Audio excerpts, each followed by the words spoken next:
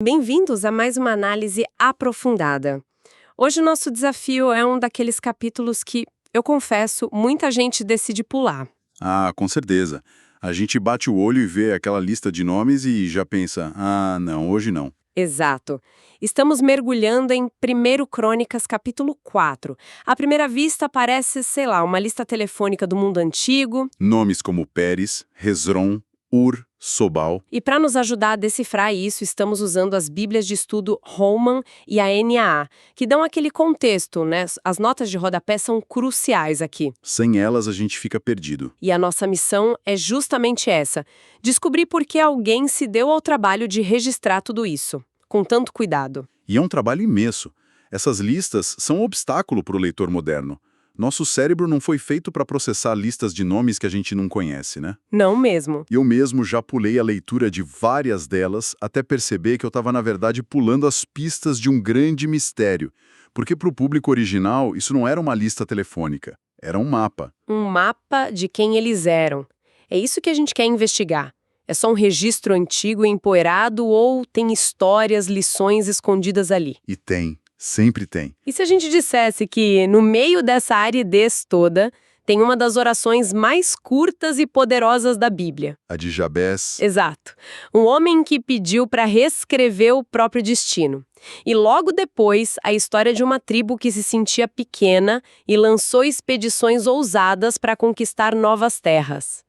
Ok, vamos desvendar isso. Antes de pular para as histórias, acho que vale a pena entender o que essas listas significavam. Boa. As fontes deixam bem claro que genealogias no antigo Israel eram documentos, assim, multifuncionais. Não era só para saber quem era filho de quem. De jeito nenhum. Primeiro, estabelecia a identidade, pertencimento.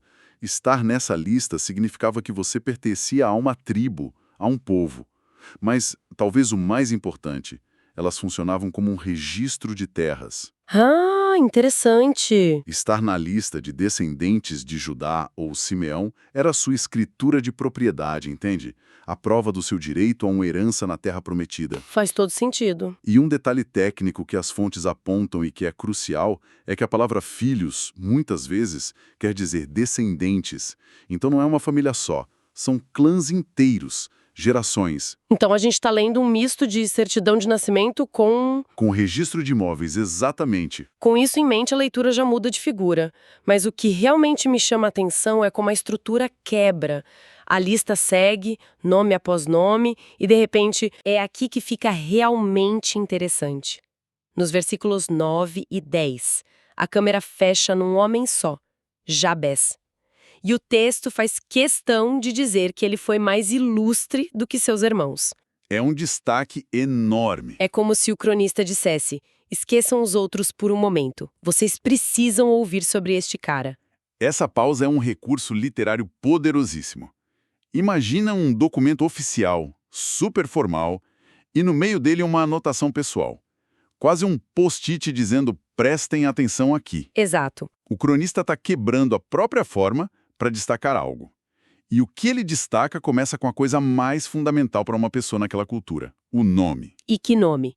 O texto diz: sua mãe o chamou de Jabés, dizendo: porque com dores o dei à luz. Puxa! As notas de estudo explicam que o nome em hebraico Jabés é um trocadilho com a palavra para dor ou sofrimento, otseb. Nossa! Imagina ser literalmente batizado de doloroso ou aquele que causa dor.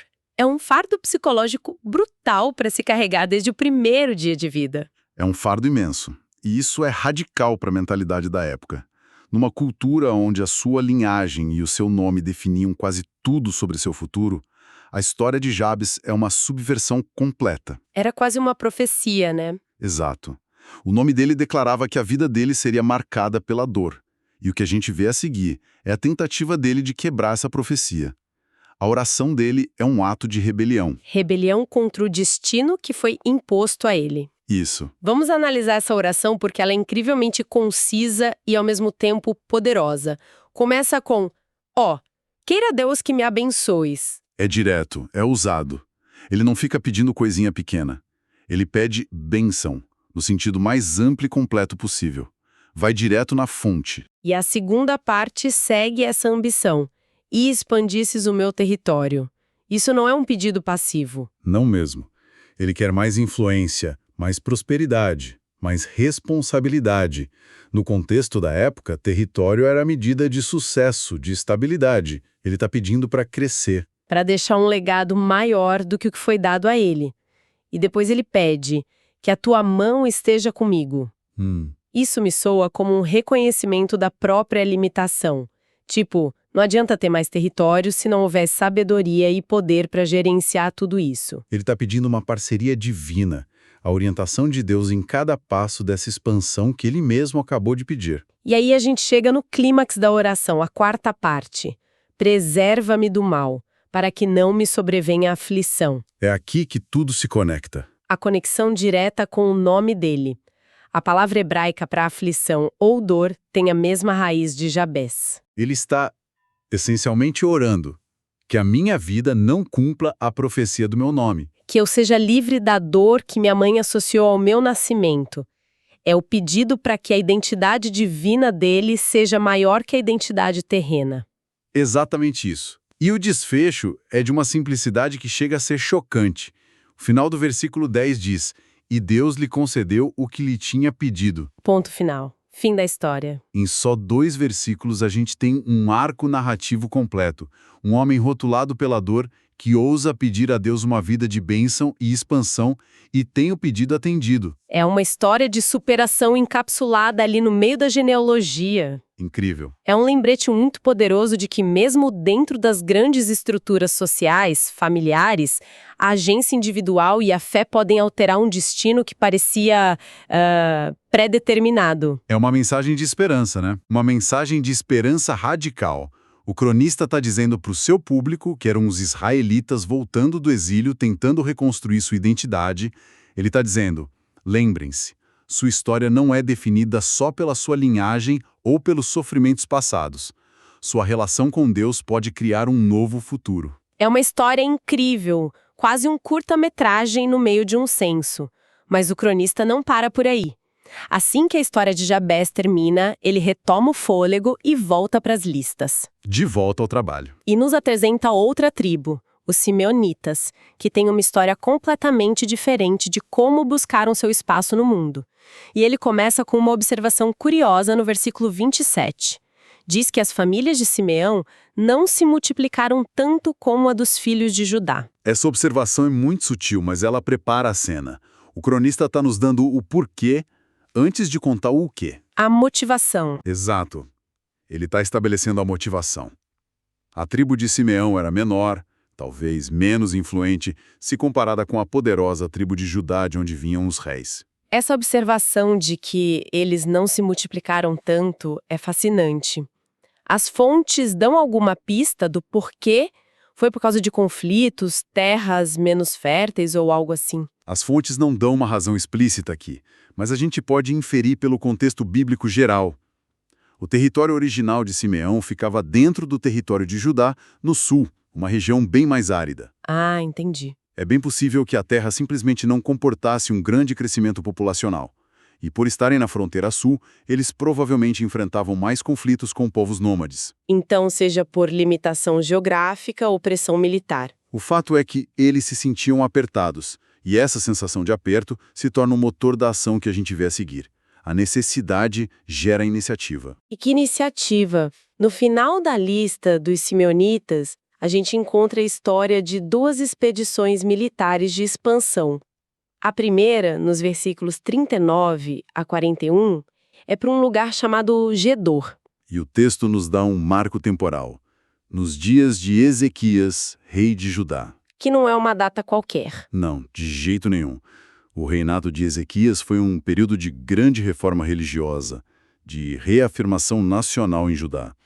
Depois de décadas de fraqueza, de idolatria, Ezequias centralizou o culto em Jerusalém, fortaleceu o reino. Havia um clima de confiança nacional, sabe?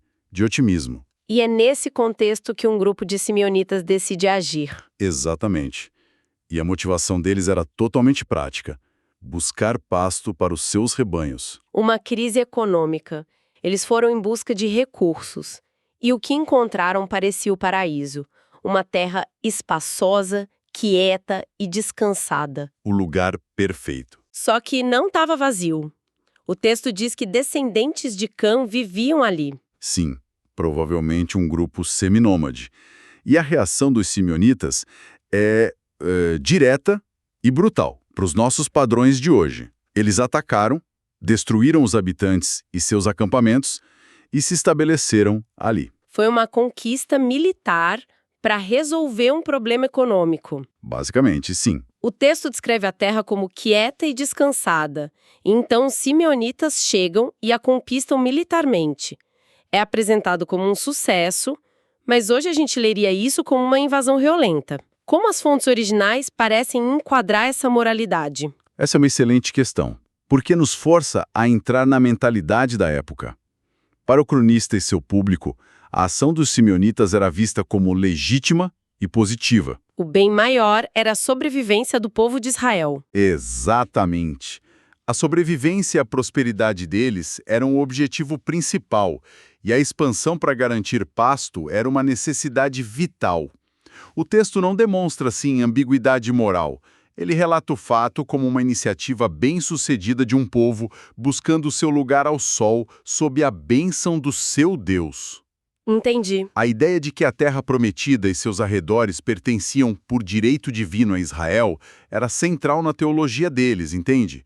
Não estão endossando a violência, mas registrando um evento que, na perspectiva deles, garantiu o futuro da tribo. É uma perspectiva bem diferente. E a segunda expedição é ainda mais específica. Um outro grupo de 500 simeonitas vai para as montanhas de Seir, a região de Edom. E o objetivo deles não era pasto. Não, o alvo era muito específico. O texto diz que eles foram para atacar o restante dos que escaparam dos amalequitas. Atacar os amalequitas, parece. Específico. A minha primeira impressão é que era só mais uma questão de território, como a expedição anterior. Poderia ser. Mas o texto parece dar um peso maior a esse conflito, não é? Exato. E esse peso vem de séculos de história.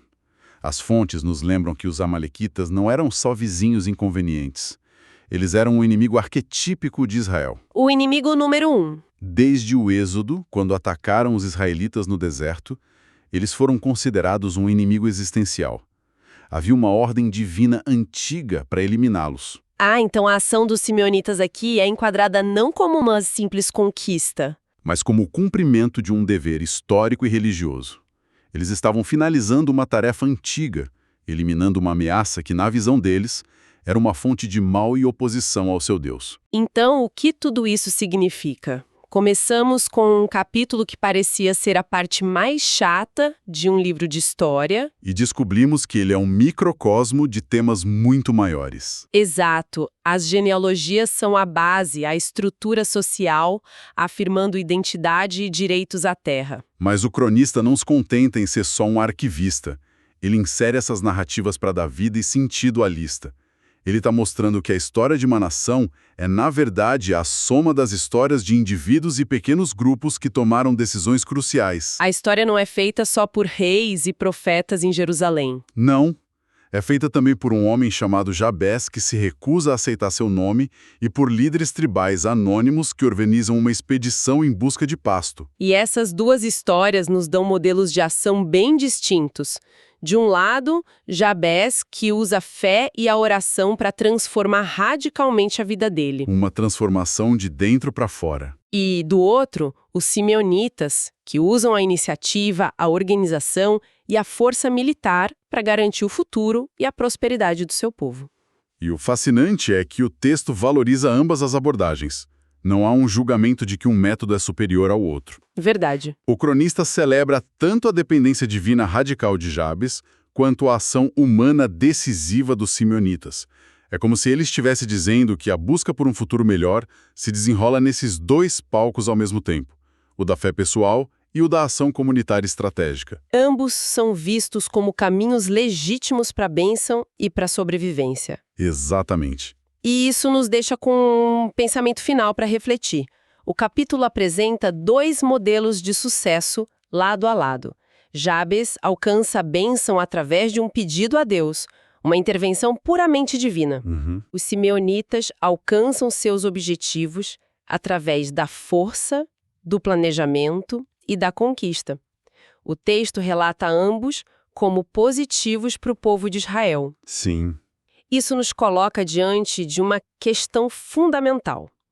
Na busca por segurança e prosperidade, seja como indivíduo ou como comunidade, como se equilibra a fé na providência com a necessidade de tomar ações decisivas e, por vezes, contundentes? Uma boa pergunta. O registro parece deixar essa tensão em aberto, valorizando tanto quem ora por um milagre quanto quem organiza um exército para criar o próprio futuro. A questão que fica é: esses dois caminhos são opostos ou são, na verdade, duas faces da mesma moeda?